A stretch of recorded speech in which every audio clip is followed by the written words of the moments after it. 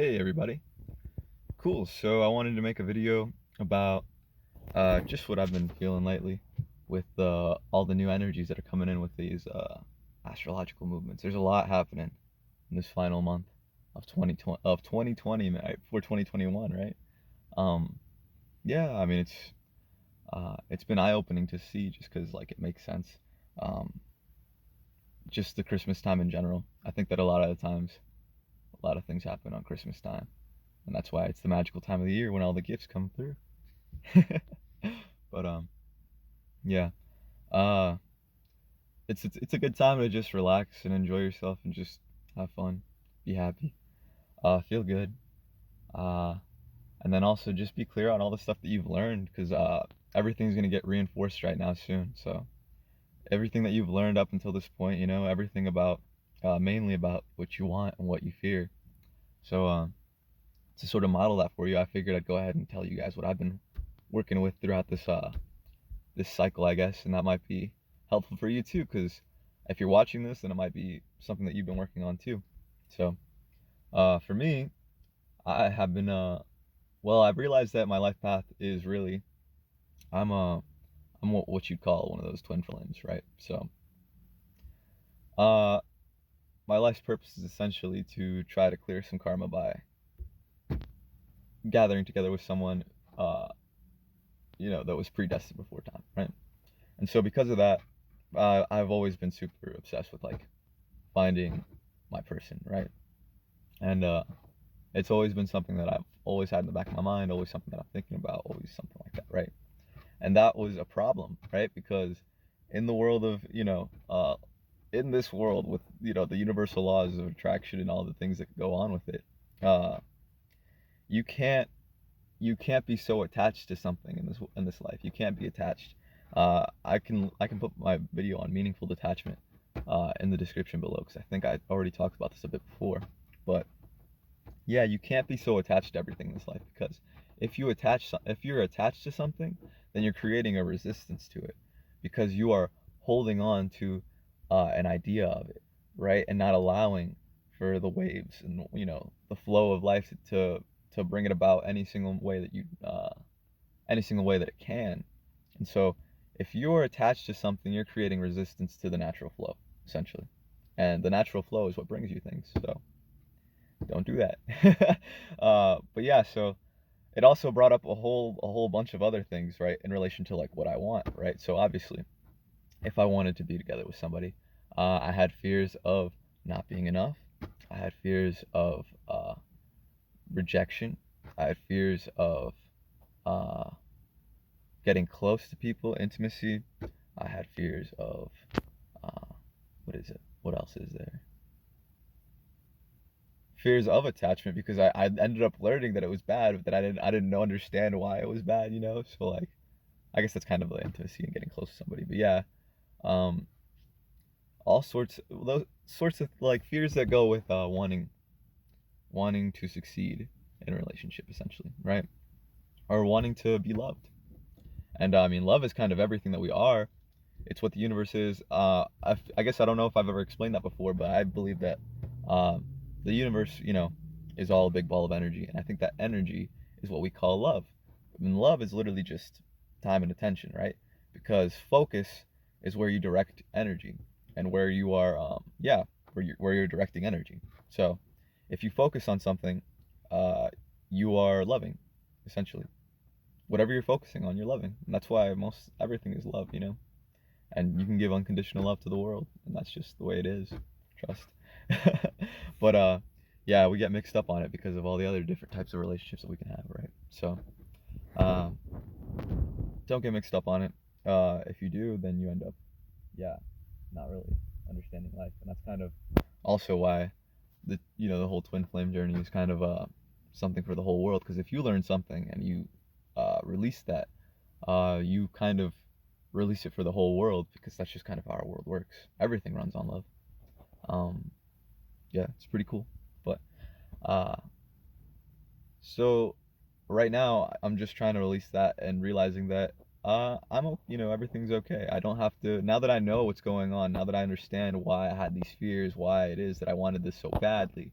Um, Now I can relax because I know that it's timeless, right? I know that everything recycles. I know that everything comes again. This is a destined thing that's gonna happen for my soul essentially at some point, right?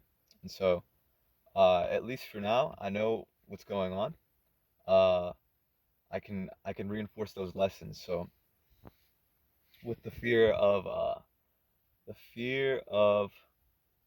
not being enough, I ended up learning throughout this whole cycle. So this cycle has been happening since like 2000, which is like I was like two, so my whole life essentially, right? Uh, and then the next time that this cycle is going to happen again is going to be in 2080, so like the end of my life essentially. Who knows? Or somewhere, like I mean, I hope I live longer, right? But like, it's gonna be I'm gonna be a pretty old man by then. So yeah. Right now, it's really the culmination of most lessons, which makes sense, and it makes sense in my chart and in my life because I've always wanted to like speed run life. I swear to God. But yeah, I've still been impatient about it, even though everything's about to start making sense, and I'm so young. But it feels like it's not. I don't know. It is. I gotta specify. I'm talking about the feelings that I had before, right? And it was just like, no, no, I gotta go, go, go. No, it's fine. Um. Anyway, yeah, the fear of rejection. That goes along with it, right? The fear of not being enough. I had to realize that I didn't love myself, and if you don't give yourself love, if you don't take care of yourself, if you don't give yourself the value that you are, if you stop, because it was a sort of thing of the culture, right? Where I realized that like, I wanted to be a good person, and what do good people do? They put other people above them, and that doesn't make sense. That just doesn't make sense. That's what the culture wants you to do. They want you to be somebody that sacrifices yourself for them, and what you don't realize is that we are all the same. We're all the same. We are all one. And so if you're not putting yourself, you know, giving yourself the same care and treatment that you give out to the world, then you are essentially dooming the world too, because you're going to treat people only to the extent that you treat yourself. So you can say like, yes, I'm gonna, I would, I'd go to the ends of the earth for another person, but I feel terrible about myself. I'm not worth it, or all that stuff, right? But then that means that you really wouldn't end up going that far for the rest of the world. You really wouldn't. It's just words. You'd just get, you'd find some sort of reason to say that they're not enough too, because that's how it works. If you're not enough for yourself, no one's gonna be enough. Uh, and that's just the truth. That's just the truth of it. And it's easier to see past you know the things that you might see in someone else, and then say that you'll go for you'll go to the ends of the earth for them, but then you become unhealthy in that sort of manner where you aren't respecting yourself, so then they won't respect you, and that's another matter of us being interconnected. If you will respect somebody else and you're not respecting yourself, then you're still not going to give yourself the right love that you deserve. And thus, the person who's with you won't treat you right. They will not give you the love that you deserve. They're just going to treat you wrong. And that's because you don't love yourself. So, that was the lesson I learned on self love, that self love is really everything. Self love is everything. So, make sure you guys are giving yourself the love you deserve. I love me. I love myself very much now. And I hope that you love yourself too. Um, yeah, fear of rejection. I didn't realize that fear of rejection was a projection of somebody else's thing, not something that was something wrong with me, right? And that was just tough because of the internalized, belief that I wasn't enough. Uh, if I felt the rejection, I felt like, oh, that must mean that there's something wrong with me. That's not the case, man. That's not the case. Anybody would be happy to have somebody who's loving and cares about people. Anybody. That's what we're all looking for. But there's things that within ourselves that won't let ourselves have that, right? So if you aren't ready for that, or if I mean, you could already be taken too. That's another thing too, and that's easier to understand than just somebody that's like no. But if somebody really just doesn't want that sort of attention right now, like that makes sense. There's probably something going on in their life that they can't uh, they can't reach you. They can't reach the love that you're giving. Either they're stuck in some sort of negative pattern, or they are need to learn a lesson in what it is that they truly want, what love really is, these sorts of things, right? It's nothing that has to do with you. Rejection is nothing to be feared. And it's actually something to be welcomed, because then you know better about where you should be directing your energy, where you should be putting your love, you know. And that's just the truth. Love attracts love. And if you're not on that wavelength, then you're going to be looking and searching and trying to find different ways to like manipulate love. And that's not a healthy way to be, and it's not going to serve you in the long term. And I know that one for a fact because that's how I used to be. I didn't know what real love was, so I just used to try to do everything for everybody, but it was all an exchange. You feel me? It was like, I give you energy because you give me energy, not I give you energy because I love you, and that's it. I don't care about what happens next, you know? Like it doesn't matter if you love me. Like in the same way, that's it doesn't matter if I go up to someone and I say, "Hey, do you want to go on a date?" And they're like, "No." It's like, "Oh, okay. Well, I thought you were lovely anyway. Have a good day." Like that's that, you know? Cool. So yeah, fear of getting close to people. Yeah, that was something that I think was just going on throughout my life because of how I grew up. Uh, but fear of getting close is because somebody hurt you in the past, and so you learn to distrust people. And so, who are the people that you love and trust the most in life? Are your parents. And so, if your parents didn't know that lesson, and this is stuff that you could have, you obviously made a contract to and like agreed to this sort of environment when you were incarnating, right? But yeah, it's something that you learn, something so that you can learn. And so yeah, my parents didn't necessarily know much about self-love, didn't really know about the power of what they were saying, the things that they did. Uh, and yeah, I just ended up feeling not very safe and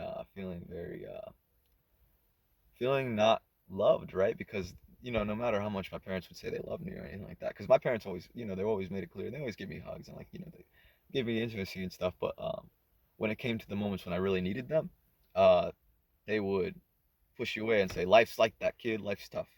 You know, and that's not the way it should be. We should support each other. We should be there for each other. We should make sure that we know we can trust each other. That's if you can't trust someone, that's everything. And so that was a lesson that I had to learn is that it's okay to trust people, even though I've had this bad experience growing up, even though it's been internalized in my psyche and all the things that happened, right? And all the ways that I manifested it since, because that's just how I thought the world was. I had to relearn that trusting people's okay, that everything's okay. And I actually had to I taught a lot of these lessons. Tried to teach them back to my family because I know that they need them too, and it was me who ended up learning them now. So I'm like, well, I gotta share that. So here I am sharing it here because I'm sure that there's more people that should hear this. Um, yeah. So it's okay to trust people. It's okay to forgive. It was also a lesson in forgiveness, right? Because no matter what happened, it was something that I was supposed to learn. And so you got to be grateful for that. You got to be grateful for the things that you've learned in this lifetime, and where the things that you've been, the things you've experienced, the places you've been, um, where that's taken you. And so forgive because it's all part of our interconnection. It's all something that ultimately you needed in the moment. And so uh, just love people and forgive them, let them be. You don't need to expect anything back. uh, Forgiveness is for you so that you have peace of mind and so that you realize you need to reframe that situation and understand uh, no matter what happened, right? No matter what happened, you learned something from it. And that's valuable to you now, and it makes your now so much better and so much clearer than it would have been if you hadn't had that, because ultimately you would have needed that lesson at some point somehow, right? uh, and that's just the way that you got it. So that's how I got over that fear and that realization. Is just understanding that. Oh, fear of being vulnerable. So this was something else with not feeling enough, uh, and also just not feeling unconditional love as a child and all these things. Right? It's just a matter of the transactional nature of non of of conditional love. If you don't understand unconditional love. But I thought that I had to be a certain way for that for me to get attention, essentially, right? Because what is love? Unconditional love. It's just time and attention, right? And trust. Time, trust, and attention, I should say. So I thought that I had to be a certain way. I thought that I had to fit a certain mold. I thought that I had to be essentially what people wanted me to be, rather than just being me and loving me and accepting me for who I am. And so it was tough, you know. I was basically striving to be perfect, to be God, essentially. Like that's never gonna work out, you know. Like that's just not who we are, and that's not how we are. We make mistakes. We don't know things. We have to learn. We have That's not who we are, you know? So you can't be perfect. You cannot be perfect. You can just be who you are. And that was a really big thing in helping me to like accept myself too and just accept being uh yeah, in terms of being vulnerable and being able to even sit here and tell you guys all this stuff like if I felt the feeling, and that's what reminded me is because I felt that feeling of like, man, I'm really saying all this stuff about how I've been living and like thinking about, you know, what could be. It's all the noise that your mind makes, right? Oh, that's something else that I've learned, but I'll talk about that in a second. But it's all the noise that your mind makes to try to get you to uh, move away from your heart space, right? Because when you feel vulnerable, you can feel your heart. I swear, you really can, and that's a very powerful place to be. Because then you're closest with people. When your heart's open, you have the world. Trust. Um, and so, yeah, I had to learn to let go of that image and understand that I can feel my own love and I can feel the love from the world just being me. And trying to get it in other ways is just gonna push it farther away. It's just gonna push it farther away because you're manipulating at that point. You're asking people. It becomes very transactional, like love's some sort of business, and not it's not a feeling. Then it's more of a mind thing, a transaction, and that's love is felt. You can't put parameters on love. You can't think that, and that's where I feel like a lot of people are lost too. You know, they get stuck in like, oh, you know, I don't have the right body, I don't have the right bank account, I don't have the right reputation. Like those sorts of things don't. In the end, they don't truly matter. In the end, they really do not matter. It's about who you really are and how you love, right? And where you're at in your journey. Because yeah, if you're vibing on the same frequency as someone else, then it only makes sense for you two to be together, you know? So that's that. In terms of, wow, a lot of things. I don't remember where we came from on that one. I think that was vulnerability. Yes, yes, vulnerability. So being vulnerable and being able to talk about the stuff that's happening in your life and like the tough situations where you've been at, the mistakes you've made, all those sorts of things. Don't be afraid of that. That's who you are. That's what made you who you are, you know? Don't be afraid to be imperfect because that's, you know, somebody said it a while ago. I think it's the lyrics of some sort of song, but uh, everything's got cracks in it because that's where the light gets in, you know? So,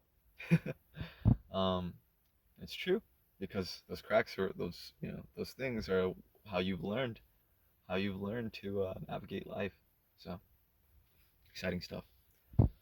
I also talked about mind. Okay, so yeah, I grew up thinking because we're in a very, you know, intellectual society where everything's so technologically fueled, like knowledge is everything, right? In this sort of society. But in the end, knowledge is great, but uh, if you really want to be connected to the world, if you really want to find what's out there for you, you should be more in tune with your feelings, because feelings is what navigates what we can't see. You know, you can make, you know, there's a lot to this world that you can't see, and once you realize that, once you accept that, um, you find out that there's things that you simply just can't figure out yourself, and it would be much easier to just let a greater force in you figure it out, right? And that would be the collective in all of us, right? Just speaking your intentions out into the world and loving and wanting the things that you want and just going for the things that you want that you feel real joy and that you feel in your heart that like makes your heart sing, makes you feel good. It gives you the warmth. It gives you that feeling in a good stretch, you know, like you just feel really good.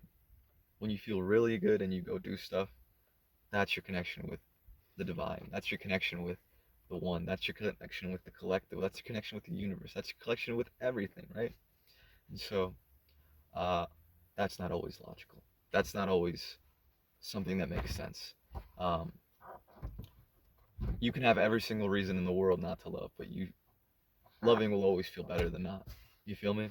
Uh, and so that's essentially the gist of it, right? And so your mind plays tricks on you. Like it's something that we've known for years is that, uh, ever since Aristotle back in the day stuck a freaking stick in the water and, like, I mean, wrote it down, right? But he stuck a stick in the water and goes, oh man, you know what? That stick looks like it's bent now, but it's definitely not. So what's going on here, mind? You know, you can't always trust uh, where your mind will lead you, but I can promise you that you can always trust where your heart's taking you. Where you feel the best is where you're gonna feel the best, and that's what you're chasing in life. You want to feel happy. Happiness is a feeling. You can't find that by thinking about it, right? Uh, you can feel your way to it and just move, go for what you feel for, you know. Uh, so those have been all the lessons that I've been learning, right?